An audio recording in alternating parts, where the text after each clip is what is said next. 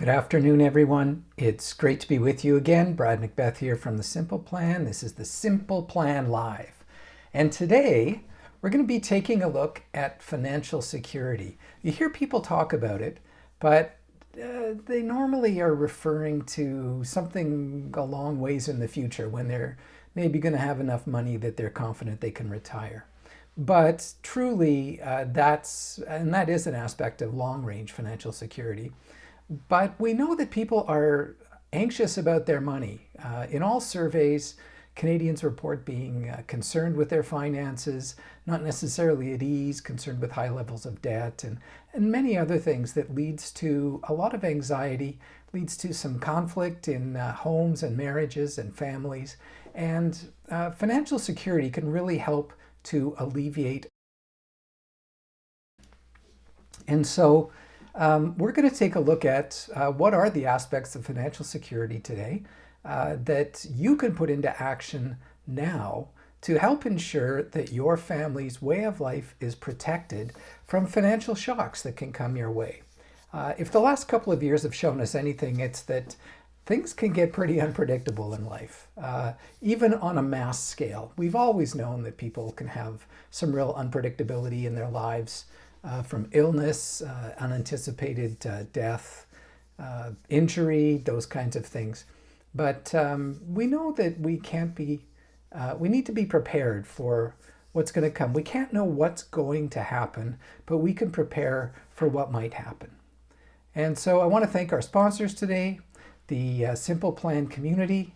We invite you to join. It's a great place where people who are walking through these same journeys in life financially, trying to make the most of the money they've got, do the best in their lives financially they can, and get rid of financial stress and anxiety once and for all. We put in lots of tips. We spend time in there. We answer people's questions. And you've got a great community of support where people can share with you what's working for them in their financial lives. So we invite you to join. You can get there at facebook.com/groups/Simple Plan Community. And so I'm going to show you well, let's just talk for a moment first about what financial security really is. And when we talk about financial securities, we are really talking about protecting your family's lifestyle, protecting their financial way of life, so that things can happen from job loss, from illness, from accident, from all manner of things that we don't necessarily anticipate that can impact our finances. And so we want to be prepared for those as best we can. And so we build in layers of security because things really divide out into two categories. The types of things that we can self-manage, that we can prepare for and self-manage because they're of a certain size and scale.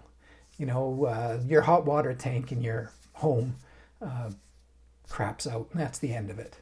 You need an unexpected automobile repair. And I'm not talking about, I had to get my brakes fixed or maintained. It's like, well, there's maintenance that we should be planning for in our cash flow plan, which we talked about a couple of weeks earlier.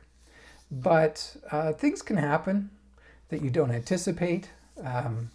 Your car breaks down in a way that wasn't to be expected.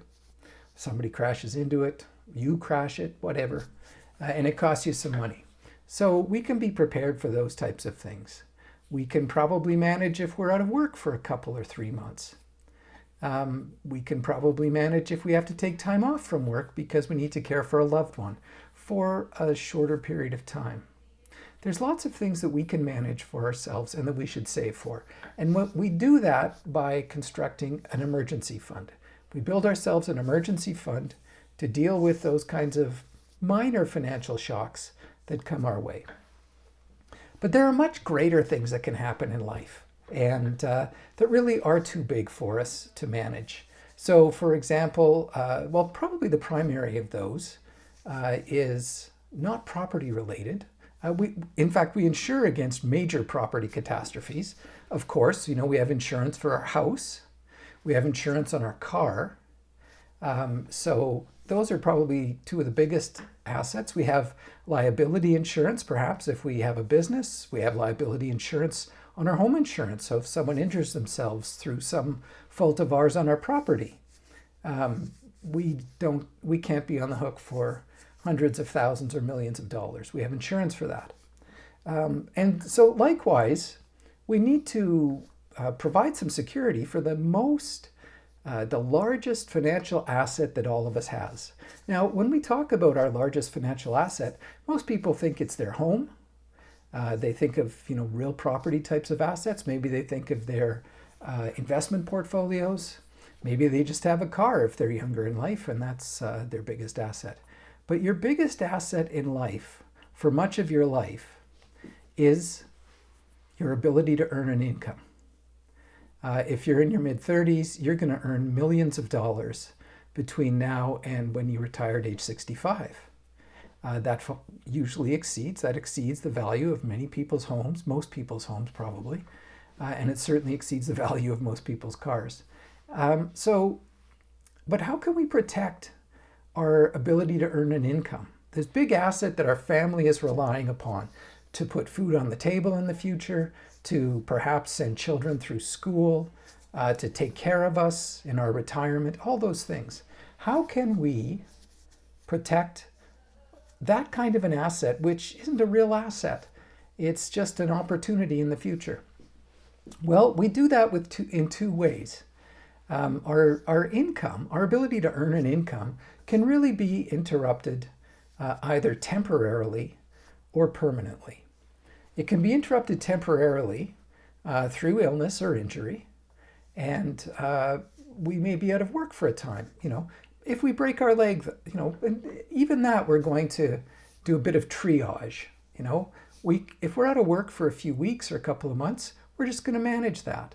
So if I break my leg and can't go to work for 2 months, and I don't have any kind of a support program at work, well, I have my emergency fund that's going to cover my being off of work for a couple of months. And if I have to take care of someone for a couple of weeks or a couple of months, then I'm going to be able to self-fund that through saving some money and setting it aside in a safe spot, which we call our emergency fund. But if I am severely injured or seriously ill, and I might not be able to work for 6 months, a year, 2 years, 5 years, as I deal with that and perhaps go through some recovery, that exceeds my ability really to save up enough money to cover that. And so for that kind of a possibility, we look to disability insurance. Now, many people have disability insurance through their work, and disability insurance typically covers 60 to 66 2/3% of your income. Typically, the benefit is tax-free, and so it's there to replace your income so that your family's way of life is not affected by your inability to earn that income temporarily. Now, I'm not going to go into all the ins and outs of disability insurance today. We're going to save that for another time because it's a complicated, or maybe it's not, it's a complex question, and there's different ways of solving it. It's not quite as straightforward as other forms of insurance, but it's an excellent product. It's a very important pillar in building that kind of financial security you're looking for. Now, many people do have long-term disability insurance through their workplace, but you'd be very surprised at how few people actually understand the nature of exactly what their benefit is. And we'll talk about that another time. But if you have disability, long-term disability insurance through your workplace, and you're not sure about that coverage, I urge you today to contact your benefits provider, your human resources department or whatever, and get the details. Find out how you're covered in that way, because it's very valuable and very important. Now that's to cover off temporary. So that's going to cover you from, probably 3 or 4 months. You have to be off work 3 or 4 months, up to, if it's not a great package, only a couple of years, maybe 5. The better ones cover you to age 65, right through to retirement. So you're covered for any kind of disability or disease that prevents you from earning an income. Now, you can be permanently cut off from earning an income really in two ways, either by being so permanently disabled that you're unable to do any kind of work, or, of course, if you unexpectedly pass away before your life expectancy. So disability insurance will cover if you're unable to work but still alive. However, if you pass away, that's what we have life insurance for. And so today we're going to dig a little bit down into the life insurance realm and have a look at both kind of what it costs and how much life insurance you might want. So let me switch over here. I'm going to show you the tool that we have. It's a free tool. You can get access to it yourself and go and do your own work. I'm going to kind of step you through how that tool works, and you can have a look at how much life insurance you might need and how much life insurance might cost you. So to start with, this page is available easily online at, I'll just put that up on the screen there for you, at go.getthesimpleplan.com/lifequoter.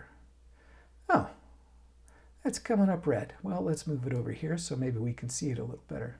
Oof. So that's go.getthesimpleplan.com/lifequoter.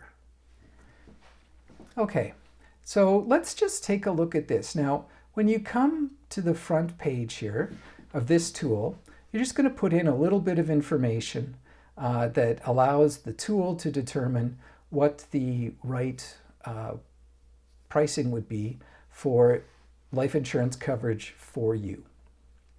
Now, this particular tool is looking at term life insurance, which is the tool, or which is the insurance coverage that suits most people. There are other products. There is whole life insurance. There's universal life insurance. Those are called permanent insurance. And they can be very valuable, but they're a different kind of tool. And they were much more of a kind of a comprehensive financial plan as opposed to just straight life insurance. So when you come to this page, at the very top, we have the tool here, where you're going to enter your information. Now, down below, there's a couple more things to help you out. One is there's a little bit of information on, you can click here on tips for completing your insurance quote. And then there's also a video here that will explain to you just some ins and outs of life insurance and what this tool's about, if you need any help. But it's pretty straightforward, and so you can probably do without any assistance. So we're going to say who we are. So let's say that you're a woman who's living in Ontario. Now, the reason we specify the province is because there are taxes, provincial taxes on insurance premiums, and it can make a slight difference in the monthly cost. Now, this is a crucial question. Do you smoke or don't you smoke? Rates are different for smokers and non-smokers. They're significantly more expensive for smokers. But you know, if you quit smoking, if you're 12 months free of using any tobacco products, you can go and apply to get your rates switched over to non-smoker rates, which can be a huge savings. Then we're going to put our birth date in. We'll just pick this one, the 17th of January. Oh, let's make the person a bit younger. We'll go to 1992. All right. And now this, it's just a point of interest for the data that we're submitting. Doesn't really matter exactly what you put here. It may have an impact on the amount of coverage you want. So let's say someone's buying a house. That's a very common reason people are stimulated to buy life insurance, because they have, they're buying a house and they've often heard that they might want to have their mortgage insured. Now, just a small aside here, typical mortgage insurance that you can get through your mortgage broker is actually a terrible product. It's very expensive, and it has a significantly higher likelihood of not paying out when you make a claim than traditional life insurance does. So if you have mortgage life insurance, don't cancel it yet, but by all means, you should seek out getting proper traditional life insurance through a life insurance broker, because you'll get a much better product there, and your broker can explain why. Or if you have questions about that, we've done pieces on that, or you can send us questions. We're always happy to answer them. All right, so the key question here is how much life insurance do you need? And so let's say, for example, this person knows that they want $1 million worth of coverage. And then we're just going to put in their name,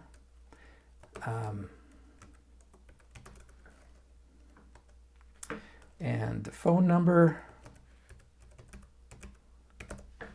and the email address.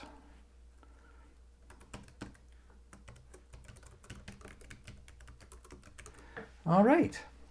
And so when we click on the next button here, we're going to get, it takes a moment, it's searching the database of all the major insurers in the country. In fact, that's why I say you should work with a life insurance broker. That's what we do. We get life insurance. We source it from all the major insurance companies in Canada, so it makes no difference to us which insurer we use. We just want to use the one that's best for our client's particular situation. So then we click on View Report. And so this is the report that's produced. And so we can see here, we've got quotes for 10-year term, 20-year term, and 30-year term insurance. And so one of the questions you might have, and again, a broker can help you with determining this, is, well, how long a term should I buy insurance for? Well, typically, if you're a family with children, young children in the home, you're going to buy life insurance that's going to protect your income, your way of life, until your kids are out of the house, probably. So for some folks, they figure, well, when they're done high school, maybe age 19 or 20. For others, it's like, well, I'll keep it in place perhaps until my kids are done post-secondary, maybe some university. So, maybe I'm going to keep it in place until my kids are 24 or 25. And so then you would judge the length of term accordingly. Now, when you pick a term, and you can see this illustrated right here, when you pick a term, the rates are guaranteed, and for term insurance in Canada, policies are also renewable. But you want to pick the initial term that's closest to the time you think you're going to need the coverage.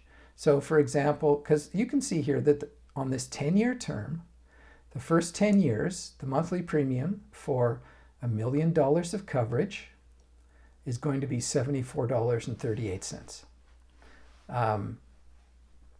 But you can see it does renew, and you can keep that insurance in force, but it gets very expensive after that. These are just the automatic rates that are built into the renewal option. So typically, if you still needed insurance as you approach the end of the 10th year, you would go and get other coverage, new coverage, which would be significantly less expensive than this jump up to $417.50. You can see a similar jump up in the 20-year term. It's $142 per month. And then, it jumps up to, 12 times the amount, more than 12 times the amount, 13, 14 times the amount at age 21. And then the 30-year term doesn't actually, in this particular product, I'm not sure that this one does. No, it is renewable to age 85. It's just displaying 30 years worth of premiums. So you want to set your term to the length of time that you believe you're going to need the coverage the most. And then this just kind of shows us, and we can see why that is here. So, for example, this person is age 50. That's interesting. I thought we set that to age 90, to 1992, which would make them 29. But I'm going to go back and do that in a second.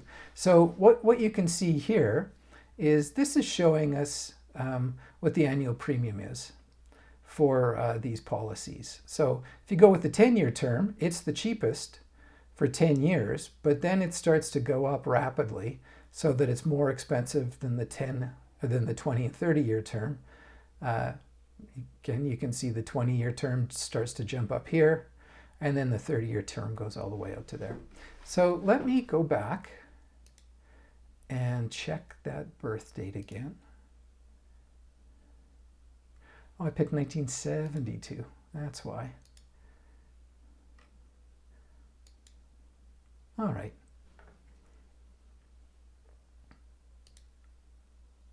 There we go. Yeah, because those rates, 50 years old, you might actually be past the point where your kids are still in the home, and you might not need that insurance any longer. You've got your house paid for, you've got your retirement fund well established, so that there's not anybody who's going to be necessarily dependent on your income that isn't already covered with the assets you already have by the time you reach age 50. That's the hope. Maybe you're not there yet and you need more coverage for another 10 years. Maybe you need it until retirement, that kind of thing. So let's go look at this report now. So this is for the 30-year-old. Okay, and so you can see it's very inexpensive.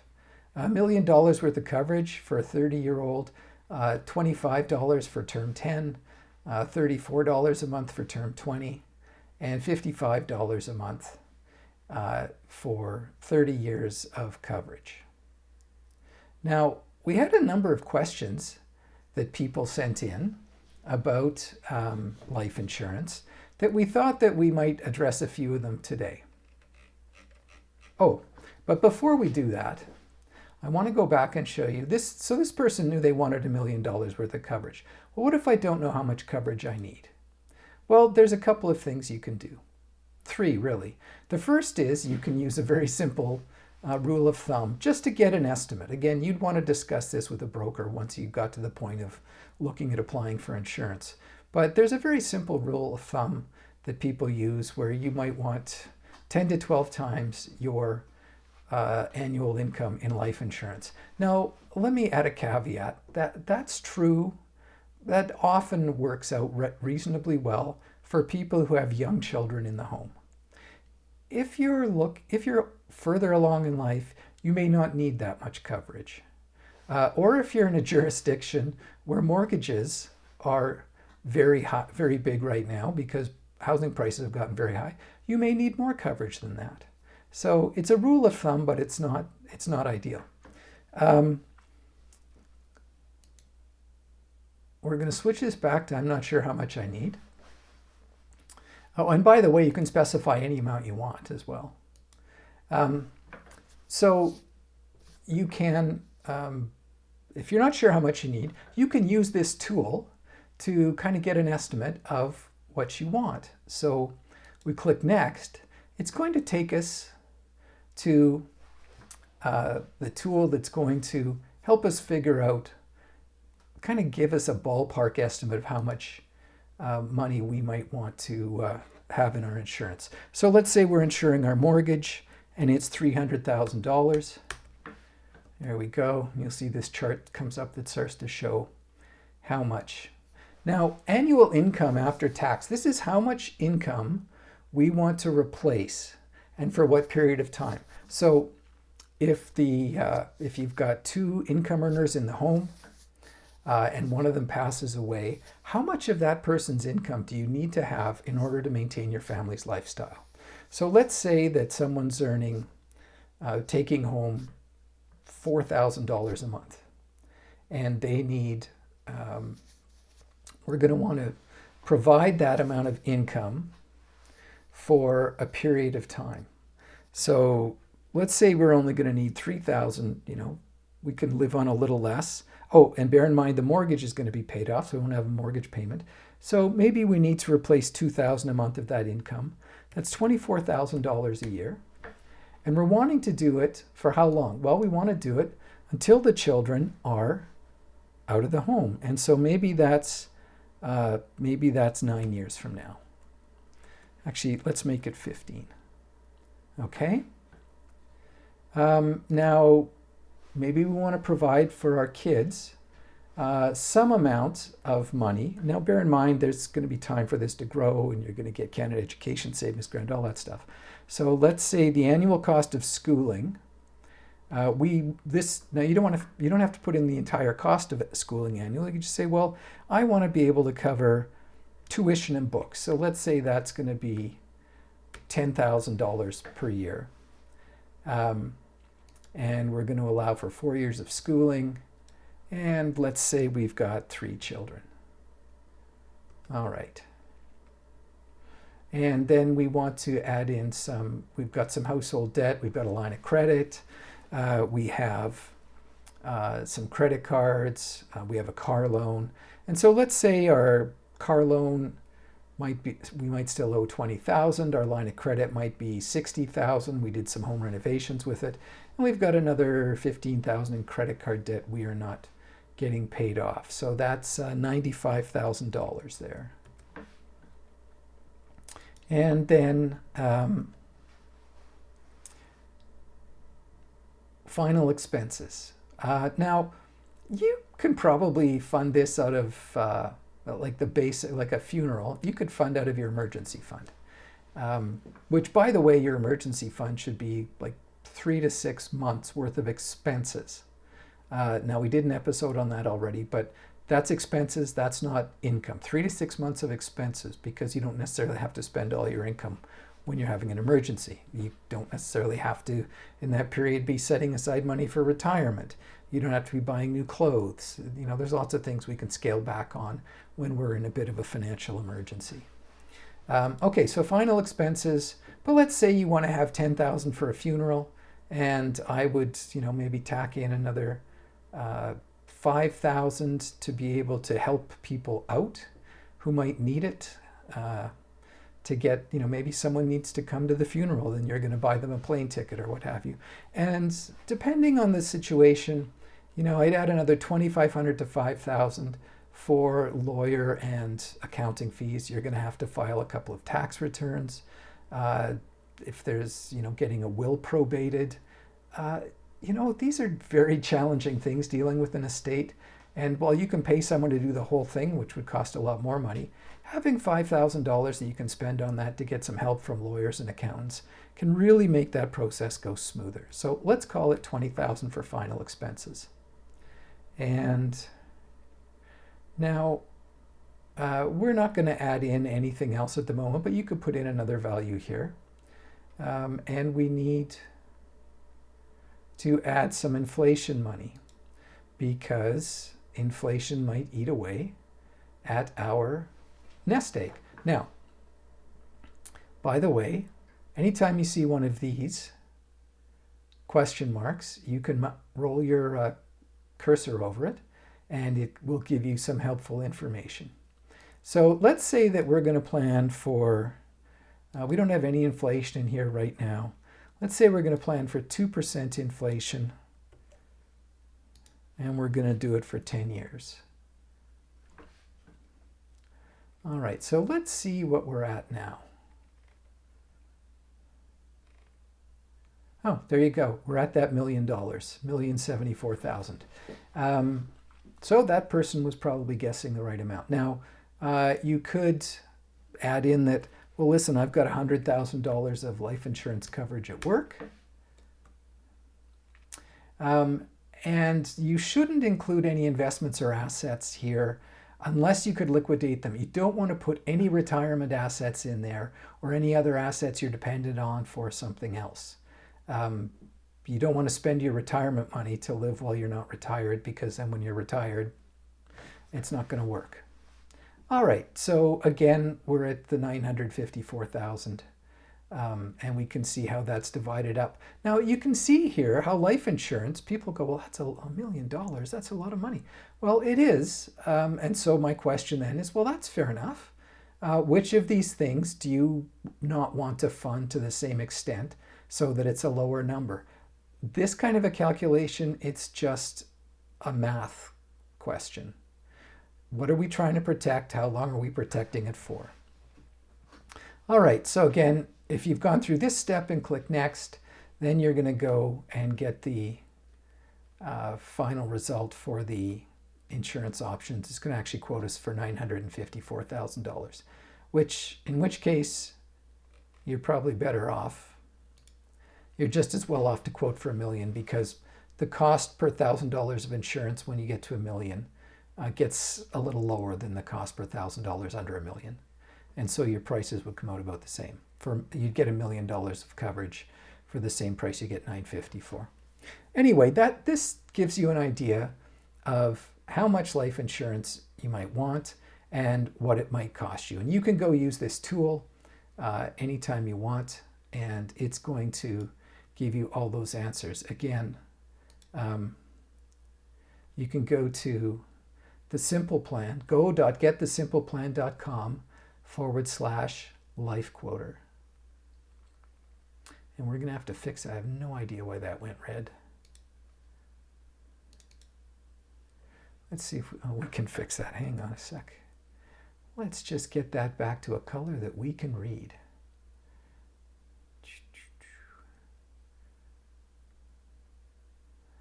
Oh, if only I could. Well, we're going to have to fix that another time. We'll get that fixed for next week. All right, so this gives you a really good idea. This tool, you can go there anytime, and it'll give you an idea of exactly what you might be looking for life insurance. Now, let's take a look at some of those questions that we received. All right.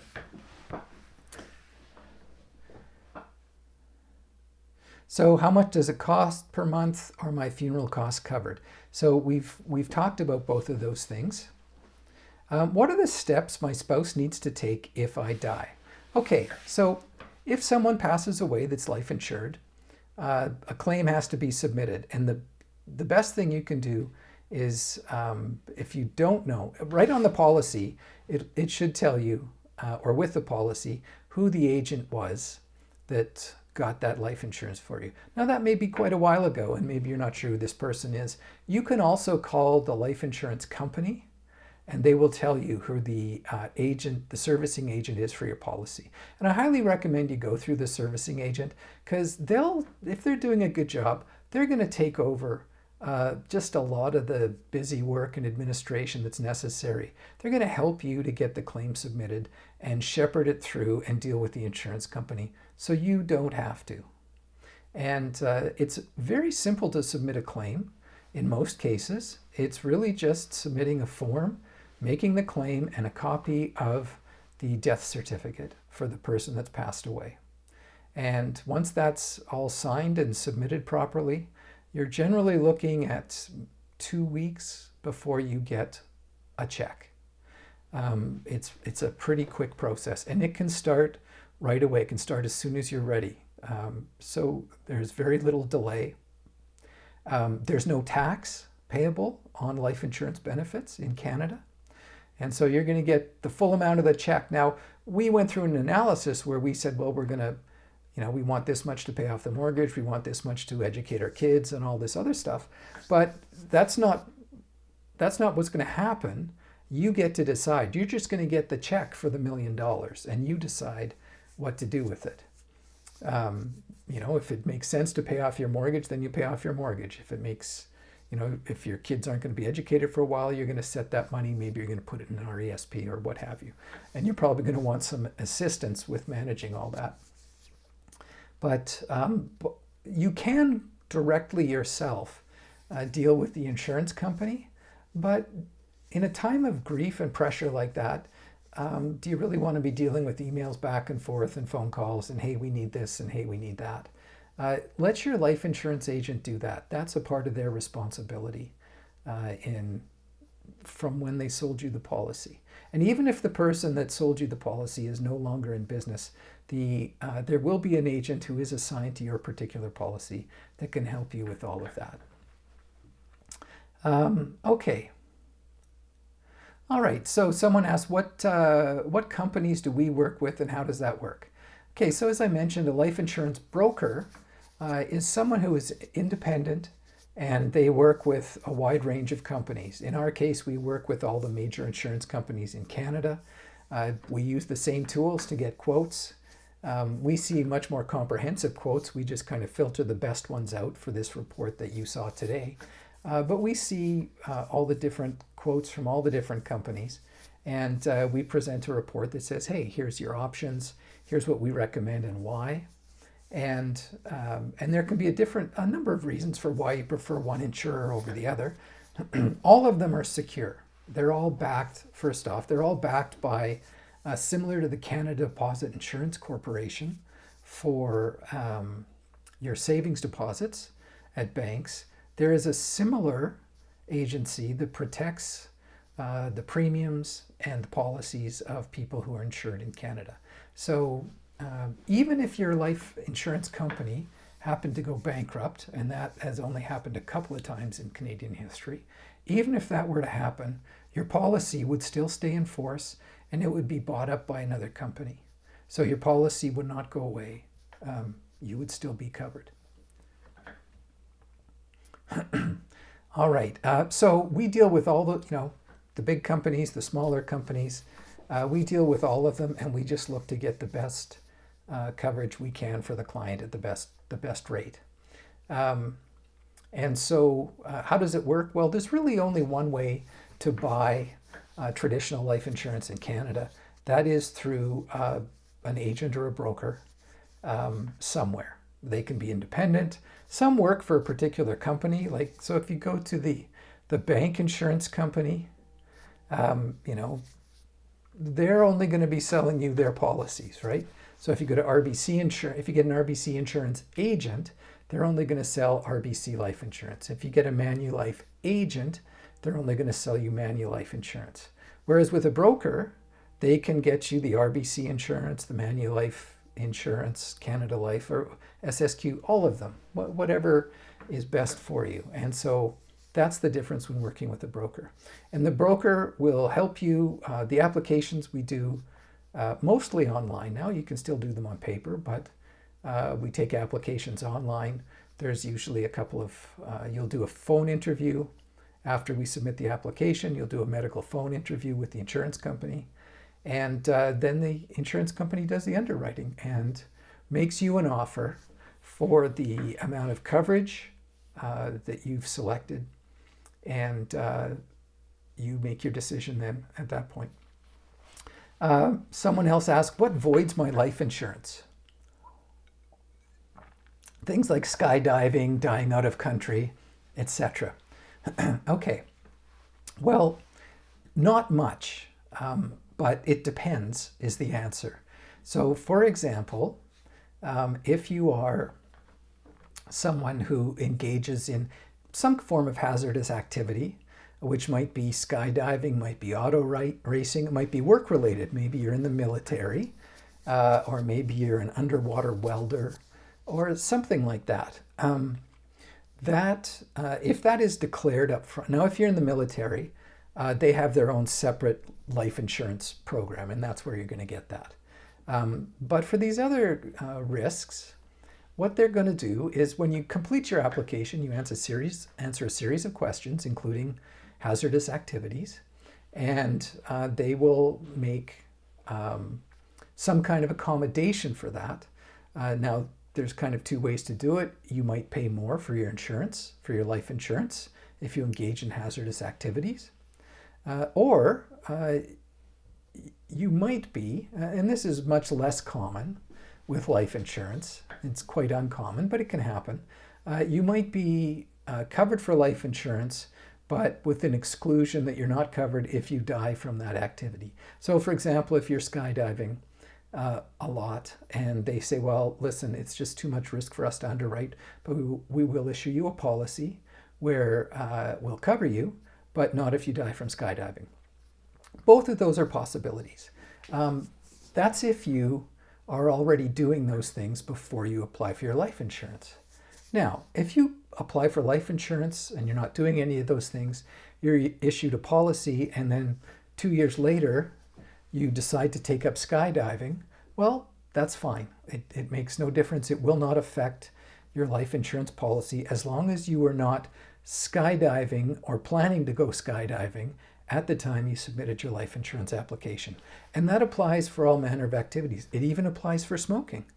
If you're smoking when you apply, or you haven't been 12 months tobacco free when you apply for your life insurance, you're going to get smoker rates.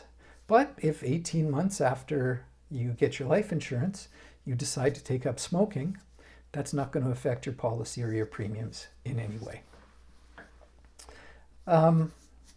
So that gives you an idea of kind of some of the frequently asked questions that we get on life insurance. We're happy to answer any of your questions. Let me say the only two things that will prevent you from collecting on your life insurance, your traditional life insurance in Canada, are if you commit suicide in the first 2 years, or if you if you negligently and intentionally misrepresented something on your application. So if you had had cancer 4 years ago and didn't disclose that, and then they go to, you get your policy, and several years later you pass away, and through their investigation they find out you had cancer before you applied and didn't disclose it, then yes, your policy would be void. But that we just make sure that when we're submitting our applications, all the questions are answered correctly and truthfully to the best of your ability. Now, if you have a chronic illness or you've had a serious disease, you may still well be able to get life insurance. If you had cancer and you've been cancer-free for 5 years, you may well be able to get a life insurance policy. If you have diabetes that's reasonably managed, you can get a life insurance policy. If you have high blood pressure and it's managed, you can get a life insurance policy. So you don't have to be perfectly healthy. In fact, not a lot of people are, in order to get life insurance. Also, if you have some mental health issues, if you're taking antidepressants or anti-anxiety medications, or you have in the past, that you should still be able to get life insurance. So don't self-exclude if you think you might, if you want life insurance, if you need life insurance, then by all means, check it out. And here's the simple question to ask yourself to determine, do you need life insurance? Is there anybody who is dependent on your income to maintain their way of life? If somebody is, then you definitely want to have life insurance. Okay, well, we've been a little longer today because it's a fairly big topic, financial security. We're here to answer your questions anytime you want. Please join us in the Facebook group. We just love what's going on in there. We meet with people. We meet live once a week like this, but we like to meet regularly with folks in the group. So you can join the Simple Plan community at facebook.com/groups/Simple Plan community. And that's it for today. We've got another one coming up Friday. We were late this week because, last Friday got pushed till Tuesday because I was having problems with my voice, which you can probably still hear. Anyway, we'll be back on Friday. And on Friday, what are we covering on Friday? Gosh, you know what? Let me think about that. On Friday, how much money should I be saving? That's what we're going to start to look at. Not what we should be investing it in, but just specifically, how much money should I be saving? That very simple but profound question. As we're in the midst of the season where people are often thinking about contributing to RRSPs. So we're going to look at that this coming Friday. Watch for us live at 2 p.m. We'll see you then. Thanks for joining us.